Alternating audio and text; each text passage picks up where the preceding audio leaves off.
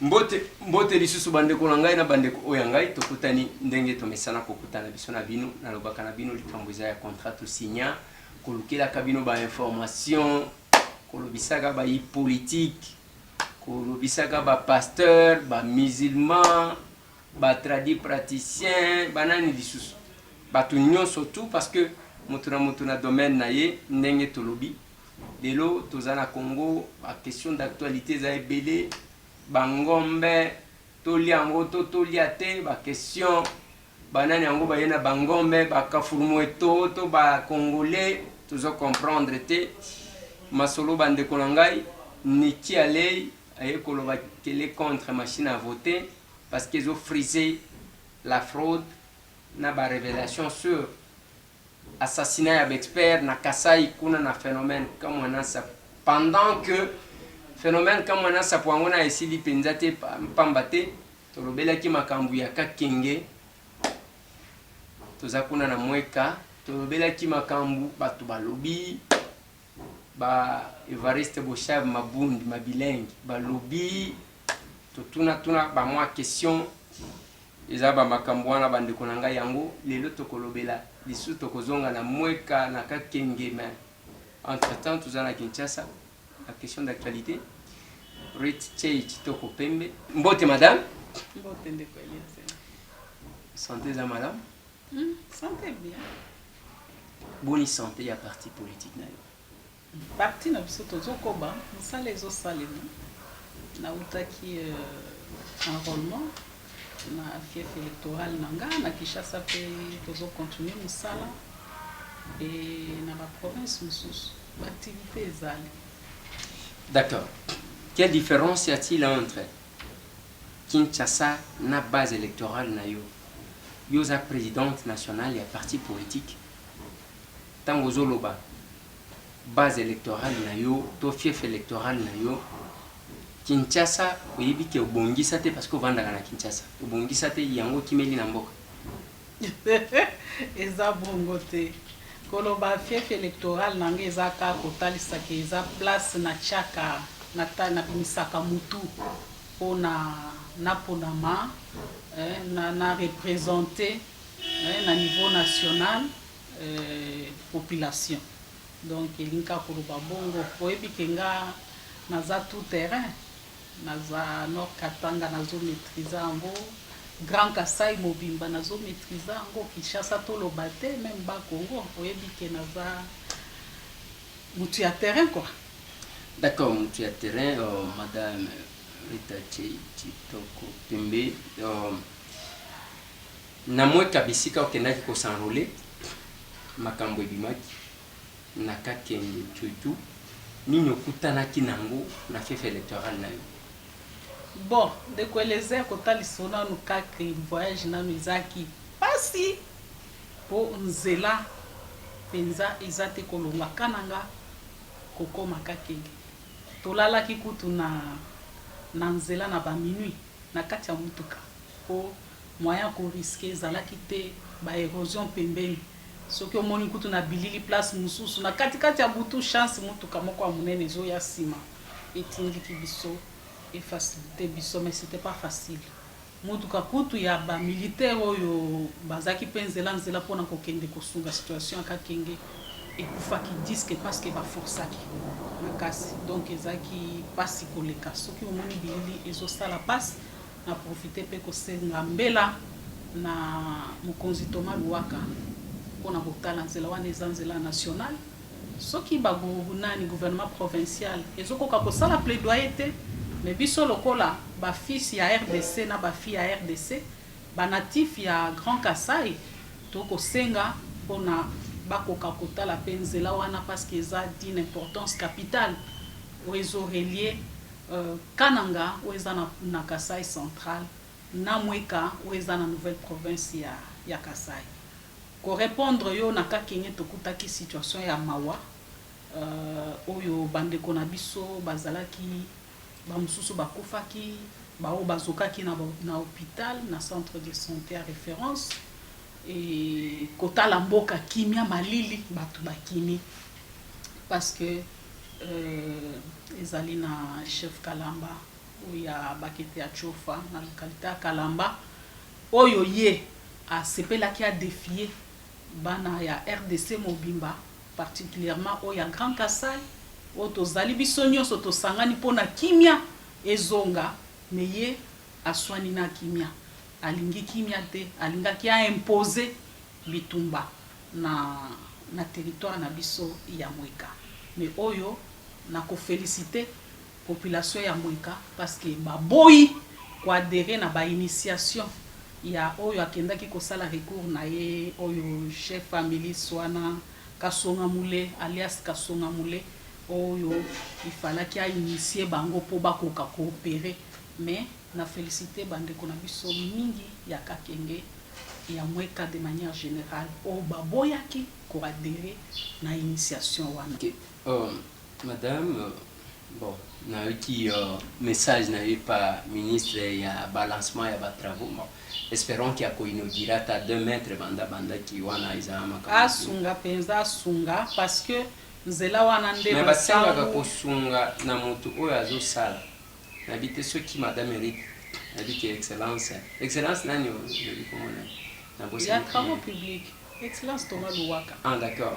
Nazomona ye bazosala banzela na Kinshasa pe na ba azo lancer ba travaux ou bien azo sala banzela. Bon, on lancer na ko inaugurer.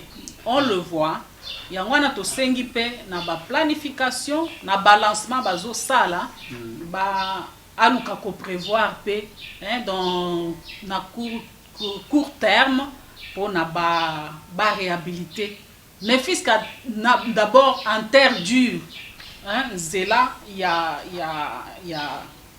Waka Kenge kokende po ebi ke train non seulement ils a sous fréquenté population kokaki pe ko se rabattre na zela ya train eza presque pas et zelo etikali kaka zela ya mituka zela ngo pe ya mituka ezate non seulement zela ezate ba érosion peut ko attaquer ba pembeni eza pasi érosion mususu kutu elinge melana na chemin de fer donc tokolinga te wana na niveau ni tango zo uta nani Kananga oleki Ndemba donc ozo pusana okoti avant okota ba kwa Mbalai donc eza pasi tokolinga te kozela kaka makambo s'aggraver il y a encore un grand temps ok train et ça la déraillement tena batu na kati autant ba koma ki place à érosion train et quoi batu ba kufite il y a encore le temps de prévenir ko éviter pasi wana comme la biso po ba bongisa nzela wana oezo relier nani Kananga na Mweka eza très important. Madame Ritachi, comment a été votre accueil ndenge okitaki wana bayambaki ndenge nini? Est-ce que moni que ils le reconnaissent quand même en dehors ya culture oyo ya que la place de la femme c'est la cuisine tout et tout bazo reconnaître quand même ba compétence na ba qualité pana yo oyambamaki? Si oui, quelle a été votre impression par rapport ya arrivé na yo? Na pesio merci ndeko Eliezer na profiter na micro na yo kosenga merci ebele na bandeko na biso non seulement ka ya Mweka même nzela tant tozoloba Mweka donc banzela nyonso esengo ezalaki makasi donc d'abord komona ke tant toke nzela batu nyonso bayebaki ke nazoya bazaki kobima na nzela po bazelanga bayambanga bapesanga mbote baprésenter badoléance na bango et kokoma na Kakenge par rapport à la situation ezalaki net ouf ya soulagement parce que bamonaki quand même muto yo s'approchaki na ba victime wana depuis bazaki na ba pasi wana bamoni quand même mutu ne fiske kotala bango kopesa bango mbote ezaki esengo pona bango koyoka bango parce que bazaki na kati ya pasi bamsusu babungisaki mabota il fallait na koma Mweka ba 11 heures mais comme responsable tu sais quand même que j'ai assumé des postes de responsabilité. Et puis, Nazali, na forum de femmes pour la bonne gouvernance et développement, Nandingisa, il y a accompagner la population, surtout Bassina Bana, na Makambo Etali développement. mais kota la réalité ozaki na kakenge na kokaki koleka te. Donc na telemaki na s'enquérir na situation na luka comment d'abord dans l'immédiat ko remédier ne fils que moi assistance muke na bandeko bazaki na pasi et au vit à l'urgence il fallait quand même na atteindre ba canon pour message et comme là ba konzi na niveau central de façon que nani solution et ya na noki par rapport à la situation de ezali là. Mais nata wana nyonso na passé de ko les airs bandeko na mweka bazela kinga kaka ti ba 18h.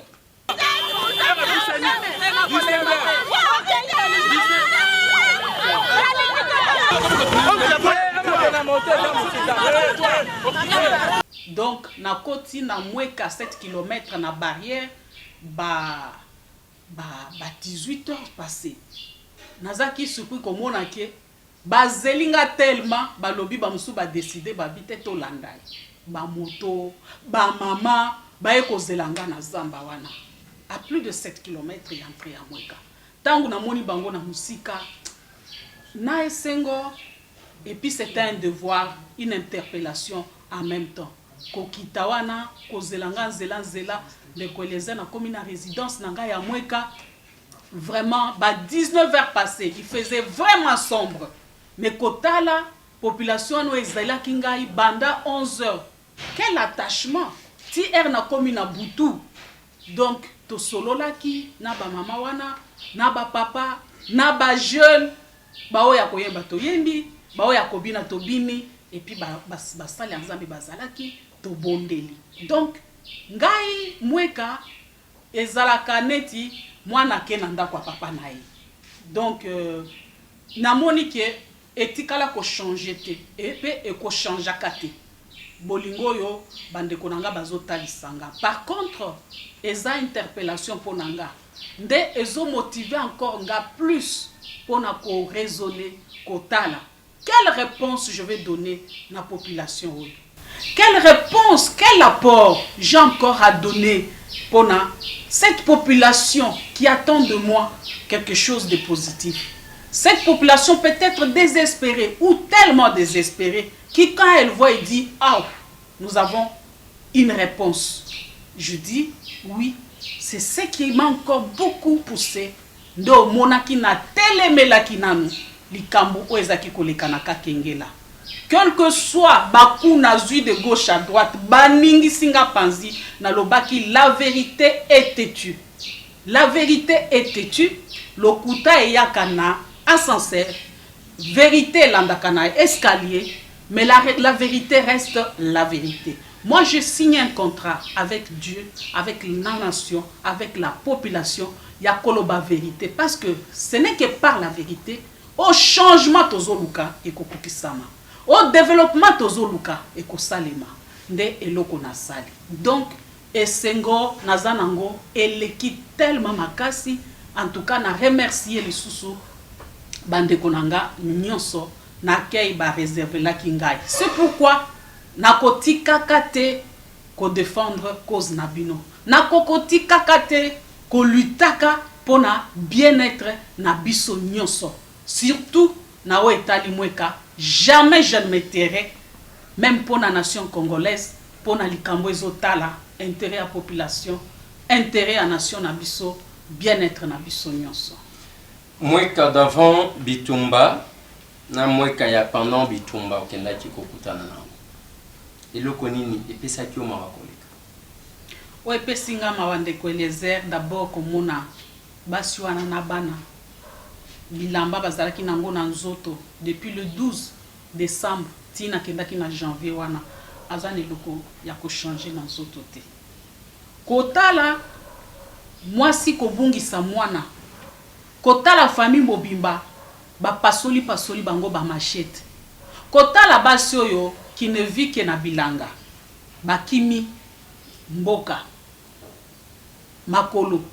Komona bana bango mike kotambola bayebite mama za wapi parce que bakimi ande bandate okotuna mwana zokende wapi ayebite otuni mama za wapi abandi kolela est-ce que oliaki aliaki te Donc eza eloko ya pasi yango wana omonaki détermination nanga comme partisan de la paix na telemelaki yango na telemaki na beleli po ete bato nyonso batelema po toconstruire kimia epa na biso.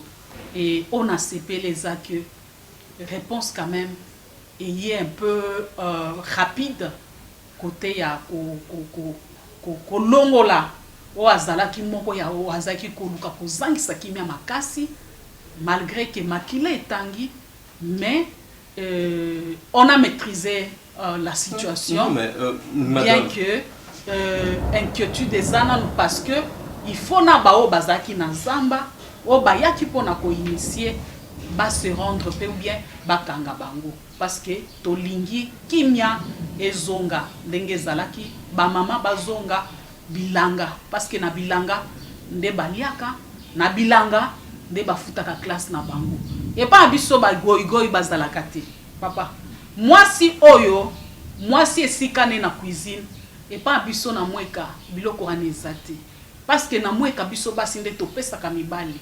bokonzi na biso mweka ezaka royaume Kuba il faut kotanga histoire mais na royaume Kuba pouvoir ezaka ya mwasi nde ayebisa mobali pouvoir ezanga mais yo lokola papa vanda na kiti nanga. Mais cet homme a beaucoup du respect pour la femme. Yango no moni ngandenge na zaboy yo benga kanga Rita Chei Chitoko Pembe. Non, mais chez moi on m'appelle Yarita. Yanchei, c'est comme ça qu'on m'appelle. Même bateau bazami kolo kolekanga. Te. En commençant par mon père biologique. Oui. Il m'appelle Yarita, oui, Yanchei, Mikolo, Bana, Bayaya, ça veut dire quoi? Ça veut dire seulement signe à respect. Parce que chez nous, on a le respect, beaucoup de respect pour la femme. La femme, elle est la reine. C'est elle qui a le pouvoir. On la respecte. Et la femme, elle nourrit. Vous voyez bien pas abisso. Moi, si, à Salaka Bilanga, pour attendre ça, moi, je suis à Mobali, moi si. Le grand homme aujourd'hui de Mweka, Mamande, Basutena, Namusala ne Bilanga. Asali Bilanga, ebisi mwana, Nung, Yakala Band. Kende kotanga classe. Nung, Yakala Band. Aye bisi ye. Pour enregistrer, ce qui est na Mweka pour que quand on a sa pour abimenda yote, dès qu'on moni baye, olobi. Nung, Yakala Band. Ok. Oye, on a eu diplôme d'état à Tunio. Ndenyon soana, classe baning, classe suki wa note université zali abikas. Kende na bango pe. Kende ko sala université. Nung, Yakala Band. Yakala Band d'Alissus. Donc, voilà. Et puis, le femme, c'est moi Tanchek. Donc, Nunga m'appelle moi Tanchek. Donc, moi Tanchek, aza moi si ale la kate. Moi Tanchek, aza moi si a valeur. Moi Tanchek, aza moi si ba respectaka, ope ami respectaka. Moi Tanchek, aza moi si o ayebi ko bunda, ayebi ko batela libota, ayebi ko batela bana, ayebi ko batela mobali. Donc, voilà image na biso ya mweka biso toza Batanchek. Donc moi si a valeur. Moi ta m'appelle en plus. Nunga m'appelle. Moi Tanchek. Nunga m'appelle. Yangoro mona Bakuba, que ce soit les hommes, que ce soit les femmes, c'est des gens qui aiment leur dignité. Ceux qui a zamaye la zamayele. Comment on est la alingate, on est la non, il va te démontrer noir sur blanc qu'il est intelligent. Ako olingo be maena buzoba ako rameno pona ko ebiso ke et pas biso ba edika bongo te peut-être la culture kuba olingi mais madame donc moi Tanchek cette fois-ci va nous dire la vérité qui est à la base de la déstabilisation de la situation à Mweka aujourd'hui parce que à travers nous tout ça pour ça la vérité moi Tanchek moi Kalaban oui tolinito eba qui à la base d'un côté olobeli accueil na yo oyo bandeko tout ba komona na bilili ndenge ba yambaki tout et tout et tu illustré bato bazomona yango d'un côté bato bazoloba que eza makambu ya leadership moto zo bomba Mweka kuna chef oyo tangi kombo na ye Kalamba. Kalamba, pour les uns, Kalamba n'a rien fait de mal. C'est le fait que akenda ko yamba mwana moko ya mweka. Monsieur Constantin Mengele, pour ne pas le citer, depuis wana bolobi yo to kola kisayo to koselo makam yango ememi côté amemi puis il n'a pas été pris, il s'est livré pour na kotali sa innocence na yeke aibina yedi kambuté. De l'autre côté balobi non, c'est un leader. Monsieur Évariste Bochab, pour ne pas aussi le citer, qui veut imposer son leadership sur les autres. Donc, les conflits de leadership seraient à la base de la déstabilisation de la situation à moi. Votre réaction, moi t'en check. D'accord, les airs, moi je parle pas des gens. Et puis, c'est triste quand même qu'il y a mort d'hommes, de perte en vies humaines. Ndenge nazolo babatuna pasi, basina bana bazonyo kwama, que les gens s'amusent. Il y a qu'au brader bas sentiments dans bango politique. Qu'on ait un peu le respect pour ce mort. Ça me fait très mal d'apprendre ça. Oyebi, peut-être, hein, parce que les gens ne sont pas touchés personnellement. Mais moi, les images que j'ai vues, les personnes que j'ai vues, je ne peux pas admettre que les gens s'amusent comme ça avec ces morts. Avec ce sang qui a coulé. On ne peut pas amener la politique, même quand il s'agit de questions de vies humaines. Chef Kalamba, c'est un conflit qui date d'ailleurs. Et ça, conflit à Kala, conflit foncier, un conflit coutumier. Les victimes qui ont réussi à s'échapper expliquent clairement. Pas un seul victime, beaucoup de victimes. Mais sur place, on donnait tous les éléments possibles. Au moment où je te parle, il y avait Moutou, Oyo, population Yemoko, Tango Bango, Bakamina Sapona Bazo Kima, population Yemoko à Kangi, population à Boya qui kokota ba initiation à Bango, population Bakangi, Aza Ozare na Mweka. Comment on ne peut pas se permettre une fois d'être correct dans la vie et de dire la vérité?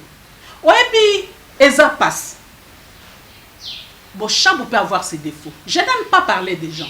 Mais à la limite, je ne peux pas comprendre qu'un seul territoire de Mwekawana, Batu, Basalandenge Balingi Kosalana. Il y a eu des politiciens à Mwekawana. Basalani Mweka. Batikala kolobela Mweka ndenge bazolobela ngolelo. O batu nyonso ceux qui savent plus de 140 territoires, tout le monde n'est intéressé que la politique à Mweka. Qu'est-ce qui se cache derrière ça? Oui, c'est parce que peut-être il y a un digne fils de Mweka qui a été élevé en dignité. Au moins natamoko ya Mweka te atikala ko koma. Tout m'a tapé tokita à la limite. Est-ce que Bochabou, il est encore au niveau de la politique à Mweka? Il est député national. C'est non mon débat à un niveau national, pas un niveau international, parce que c'est un grand professeur d'université qui a même donné cours à l'étranger. Donc pour seulement te dire que c'est un faux débat. Donc moi ça me fait très mal que qu'on parle de personnes, de vies humaines, de perte en vies humaines, que les gens amènent discours pour leurs intérêts égoïstes.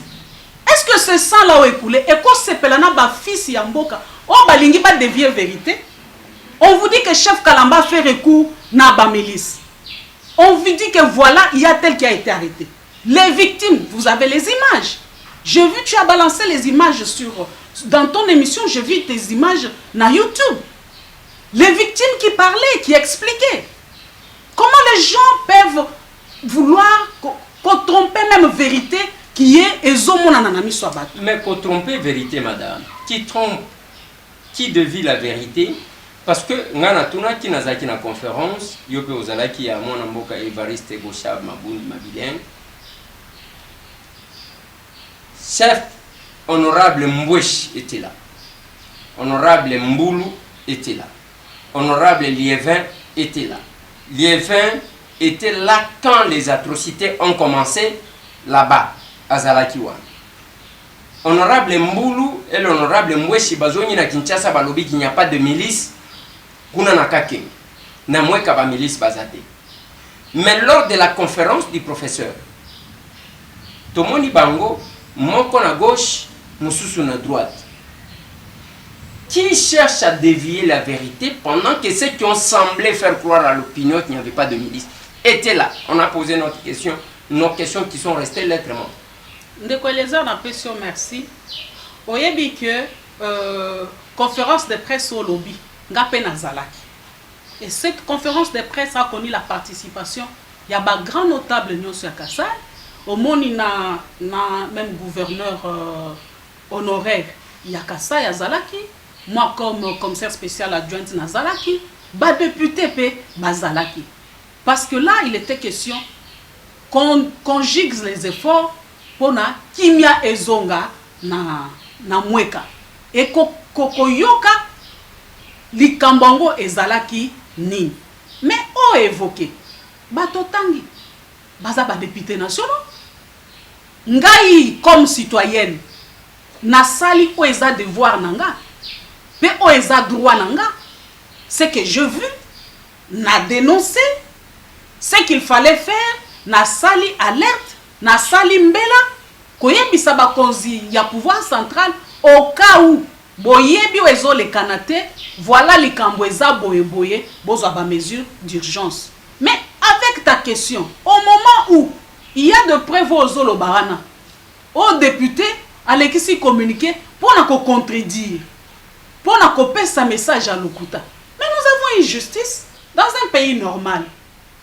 La justice se saisirait Mbelelelo même na Assemblée nationale comme ba député. Il faut le président de l'Assemblée nationale, il faut ba interpeller bango.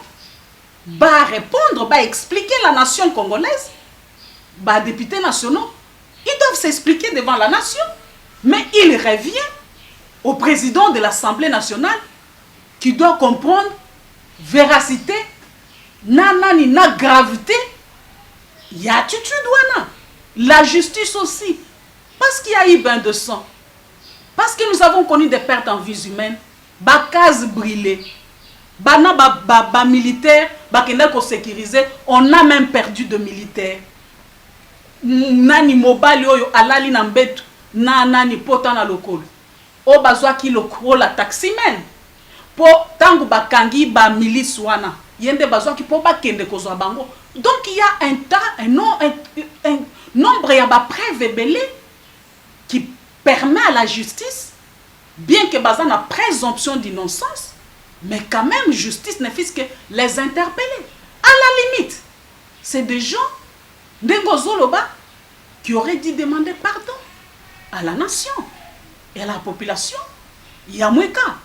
Moi je ne suis pas justice, naza jugé comme citoyenne, comme natif de Mweka, comme présidente du Forum de femmes pour la bonne gouvernance et le développement, comme présidente d'un parti politique, j'ai trouvé une situation.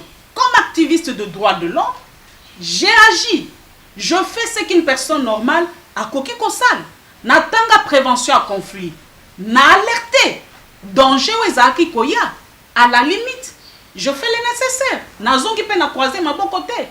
J'ai informé par écrit. J'ai saisi les autorités. J'ai appelé les coups de téléphone pour expliquer la situation qui s'est passée.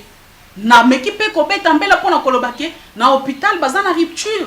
Ya stock qui s'est exaté. J'ai tout expliqué. Na lobby peke batukuna bazana biloko akoliate bazana bilambate. Moi-même j'étais en difficulté de Eliezer. Na voyager na nani compagnie na biso. Na komi na kananga valise etikali na Kinshasa. Ndenge na kenda kimweka wana ka elamba na zaki nango na nzoto. Compagnie. Na bossa ni kutukomba compagnie yango c'est quoi je ne sais même pas. Oh. Hein? Ozo imaginer la compagnie tellement changé, c'est quoi encore la compagnie? Ozo monde.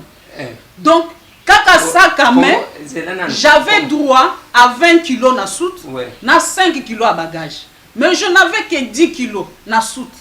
Mais ils m'ont privé de mes kilos. Au moniti na ba poto même ba pantalon na prévoya ki na ba biloko adapté na ba nzela ya zamba nyonso etikali.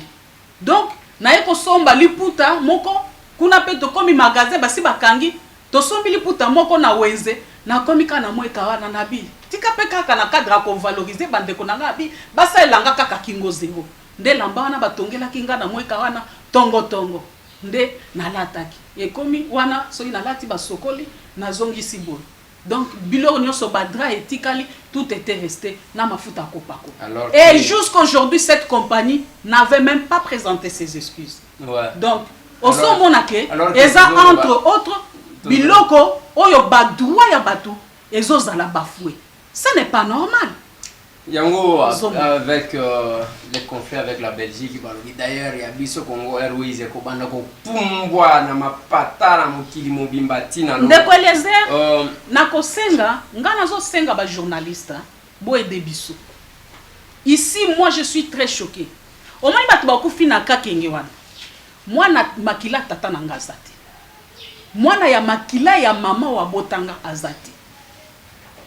Parce que ce qui est la ke muto makila nanga bakolo bakazo sala bongo po mwana tata na ina mama na kufa akufa kiwa non, mais je dis seulement qu'il s'agit ya vie ya mutu l'état d'abord azana droit ya ko sécuriser batuna ba bien na bango d'un côté, mais de l'autre côté nous aussi la communauté nous avons le droit de protéger notre communauté et c'est pour ça nous avons félicité communauté ya Mweka particulièrement à Kakenge po baboyaki parce que ceux qui bandi maka initiation wana Ndeko Eliezer bele tozo beta masolo mususu na suki wana pete natangisi bango comment il faut qu'on dénoncer natangisi bango comment pe baboya kondima bavandisa monguna. Mais je dis comme journaliste ici toza besoin ya ba politique te. Ici nous n'avons pas aussi besoin ya batu bazo ya ba discours tendancieuse ya koluka ba division non. Awa batu ba profiter te na makila batu pona koluka ki leadership na bango. On n'a pas besoin de ça. Et ça je veux pas l'admettre. Et même toi comme humain, il faut salopasse. Bandeko wana o babomisi bandeko na bango. Qu'est-ce qu'ils ressentiront? Ces victimes là qui ont dit na image onga na moni o chaki na YouTube na yo. O aizo expliquer ndenge bake mwina sa kubaye ko kate machete. Ako sentir nini soki ayoki biloko batwana bazolo. On ne peut pas blesser les gens jusqu'à ce point pour vos intérêts égoïstes parce que l'union la politicien ça la combo. Non, arrêtons ça. Arrêtons ça. Ça c'est quelle politique banale, politique de bassesse. Oh bolingi bo memela na Mweka. Mweka ne veut pas de telle politique de médiocrité. Ça signifie quoi ça? Il n'y a qu'à Mweka où il y a les politiciens. Pourquoi partout ailleurs il n'y a pas ces bassesses là? Comment les gens peuvent se permettre il y a ça la solitude de toute une communauté comme ça? Si les hommes ne veulent pas stopper, et même si d'autres femmes, balingi ko se taire, moi Rita, de par mon éducation, mon instruction et mon engagement vis-à-vis de la nation et de la population, je ne peux pas me taire et j'interdis cette politique qui a médiocrité. Oh balingi ba memela biso na territoire. Ça nous avance en quoi? On parle de perte en vie humaine. Bino besoin la biso masolo na bino en politique. Ça qu'est-ce que ça foutre? On a besoin que ces gens-là soient restaurés, basa la réinsérer dans la communauté, batumbi banda kuna bango. C'est ça la question qui est sur la table. Ces gens n'ont pas de maison, ils n'ont pas d'habits, ils n'ont pas à manger, ils n'ont pas de médicaments. Il y en a qui ont perdu leurs enfants, leurs proches, leurs maris, leurs papas. Papi qu'on recherche aujourd'hui. Il a laissé 7 femmes et 11 enfants. Kaniki, il est dépourvu de tout. Est-ce que les gens peuvent être humains une seule fois? 7 femmes. 7 enfants. Ouais. On a brûlé toutes ces cases. Et ces champs. Papa, les villages incendiés. Soyons humains une seule fois. On ne peut pas s'amuser avec la vie des gens comme ça. Et puis il y a mordant. Ça signifie quoi ça? Madame Rita Chei, tu as presque dans la émission. Il y a une petite question. Je vois que les hommes ont attention parce que c'est la situation un peu compliquée. Quand ça a commencé, on peut espérer qu'avec l'arrestation de chef Kalamba les habitants de ce coin du pays, tu peux espérer quand même paix. Bon, pas une paix totale, parce que Kalamba n'était pas seul dans la brousse. Il avait fait recours à une milice. Le monsieur est recherché pour les drames qu'il a commis de l'autre côté. Mais donc, il est recherché, madame. C'est là que moi je ne comprends pas, parce que Tozolo Bakaka, nous avons appris qu'il y a un député provincial, M. Ntsanga, qui est venu pour se faire enrôler à Kenda, qui a mis sa milice à faire enrôler Bango, ainsi de suite. C'est une façon de couper sa Bango qui m'a, ou c'est quand même pour la Kisa que Biso Tozana Batu Awa capable de défendre Biso en cas de problème. Motema mutokoye bandeni nani ndekwelezera. Bino nde ba journaliste. Nga na zoloba oyo par rapport à vision nanga, onga na moni l'engagement que j'ai vis-à-vis de Dieu, vis-à-vis de la nation, vis-à-vis de ma communauté et vis-à-vis du projet de société de mon parti. Ce sont des députés. Moi, je crois à la limite. Bokende ko Lukabango, vous êtes journaliste d'investigation. Bo Lukabango, Boyo Kabango, bah expliquer. Mais ici, nous sommes convaincus que c'est la paix. Batouana, il faut tout traquer Bango. Parce que Batikali Nazamba, c'est une seule personne qui est sortie. Mais les opérations, les forfaits, ils l'ont commise avec d'autres personnes. Il faut pas Kanga Bango Nyonso. Donc on ne peut pas se frotter les mains tout de suite là, dire que c'est fini, qu'il y a des zonguitons qui sont encore dans la brousse. Une dernière question, madame Rita Tchei. Après autant de temps, Niki Allé, il revient sur la question. Pas question des machines à voter. Makambwa Kasai appelle ça Joseph Kabila document contenant les noms de quelques personnalités indexées pour cette opération d'exécution à expert et à Nations Unies. La Côte d'Ivoire intervient pour dire que ceux qui bondimi makambo ya ba machine à voter wana likamuna etalibino wana makambo ba fraude bondimi yango, bien que la Hollande a essayé de soutenir la démarche en tant que politique. Quelle lecture faites-vous de cette sortie médiatique d'Aniki Allé Oyo Ayakawa, après son passage, il y a eu un calendrier dont on espère les élections. Vraiment, on en a marre avec ce système de la politique archaïque et inadapté dans Bokanabiso. Oui, aujourd'hui, c'est parce que Niki a parlé. Ou bien c'est pas parce que c'est la Côte d'Ivoire. Pourquoi tu causes la complexité dans point bout? Même pour des questions élémentaires, tu peux résoudre Bisso Moko. Et là, quoi, machine à voter ou un vote électronique, combien de fois on en a parlé? Tous les élections, quand il y a vote, il y a papier. Combien de problèmes nous avons eu? Bulletin, comme un site Erni, enrôlement, il y a Pamba. Combien de fois tu vas se plaindre kuna bazo bete lokola na nini na bazo yekola? Machine wana ngai ndenge na zolo baboy ndekweleze na na mweka mais na s'enrôler na kamwa petit village moko yaba kwankeng dans un petit village. Oui, là encore c'est facile, c'est proche entre Kaka Kananga et tout ça. Dis-moi quelqu'un qui est à Batoa, à plus de 200 km de Mweka, il faut traverser Bamaï, Bazamba, machine wana ezu problème. Bulletin ya pamba ezala ki élection esi ebandi lelo na 11h bozo kutana na batu na nzela. Bazo kende ko tika ba bulletin de vote na ba centre de vote. Cette personne là doit faire 300 km. Akende tiba misumba kuna. Machine à voter. Touraya oyo nani de Congo imulunda somba. Ba utiliser kango. Si tu as un spectacle là, les résultats se seront communiqués à la seconde quand on clôture. Touraya. C'était quoi les résultats de Touraya? Quand la machine à voter, Totoni de Konanga à répondre biso. Pourquoi qu'on changer ma règle de jeu en cours et en match? Pourquoi? Et puis, au moins il y a des papier. Ceux qui ont papier, ceux qui verts, au bandit, ceux qui ont papier rouge et 4. siko soki 17h population ezana no sisi ko voter te 17h ba papier rouge ba o nyonso ba ko voter sima ba vona bango eke wapi parce que tout est centralisé à Kinshasa na bato téléphone ezalaka te na misumba téléphone ezalaka il faut muto akota na zamba aluka soki 5 km 7 km aluka réseau soki réseau ezwami. Dis-moi, on est dans un pays qui a des réalités vraiment différentes dans les États-Unis. Donc, on va dire qu'on parce qu'aux États-Unis, c'est le vote électronique, une machine à voter. Non, on va au Congo. Non, on ne copie pas pour le plaisir de copier. Nous avons dit, c'est une bonne idée. Mais c'est quelque chose qui doit être étalé, peut-être pour les élections futures. Il faut étudier la faisabilité, le temps de prendre les dispositifs, à la limite, bureau, centre d'enrôlement. Mais c'est des maisons en paille parfois.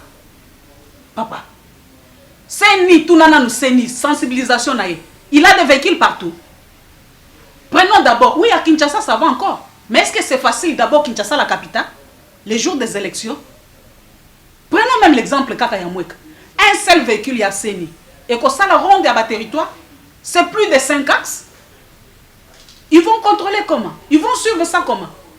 Pendant même que ils vont à pied. Matériel en bas comme mango na mutu. Soyons parfois réalistes. Pourquoi au Congo, on aime toujours faire les choses qui nous compliquent? Par complexe, ce qui des supériorités. Oui, la technologie c'est bon. Mais ça doit avoir une période d'études, une période expérimentale. Et vous concrétiser en go.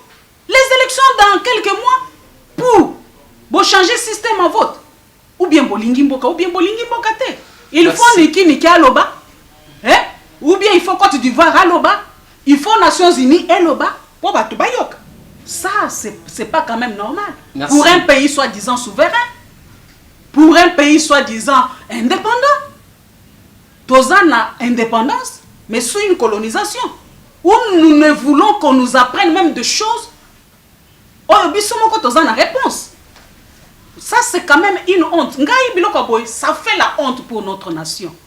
Parce qu'il ne faudrait pas toujours que Bato Libanda, il faut tout ça. Il faut quand même arriver que les gens nous respectent. Je parlais ici du respect. D'abord, Yamutu Yomoko. Une nation, nous voulons qu'on nous respecte. Et si nous voulons qu'on nous respecte, commençons par faire des choses correctement.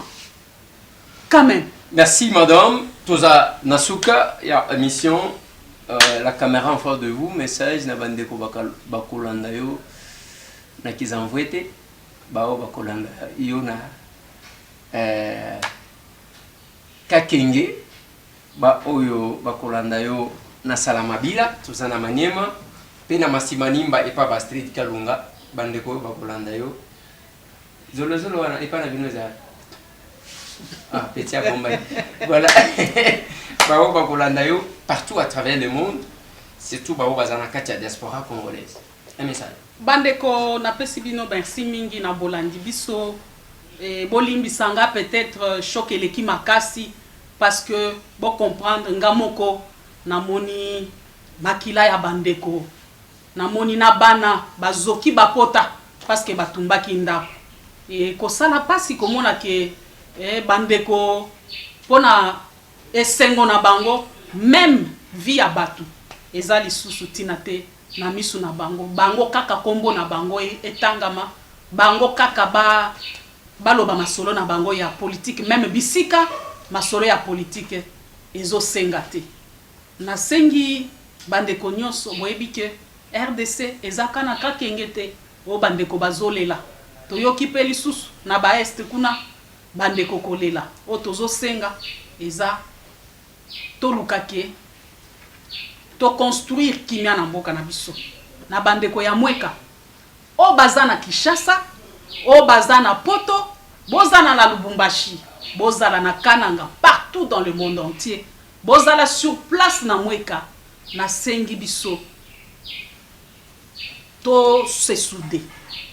Ba divergence politique toti kangonan awa ezama kila bandeko na biso etangi peut-être ya bango nde etangi lobi ekozala pe ya ndeko na yo ekosala yo ndenge nini tolingi bongo te yango wana toconstruire mboka na biso tosala de façon ke kimia ezonga awa lelo ennemi na biso moko ezali nzala pasi pauvreté na mweka bamama basali bilanga te baclôture enrôlement nakakenge enrôlement elekani ndenge nini na clôture bato bakei te c'est un souci pour nous bamama basali bilanga te bakolia ndenge nini bana bakofuta minerval ndenge nini bana bakoke classe ndenge nini nde souci na biso wana donc totala na biso nyonso na nzela moko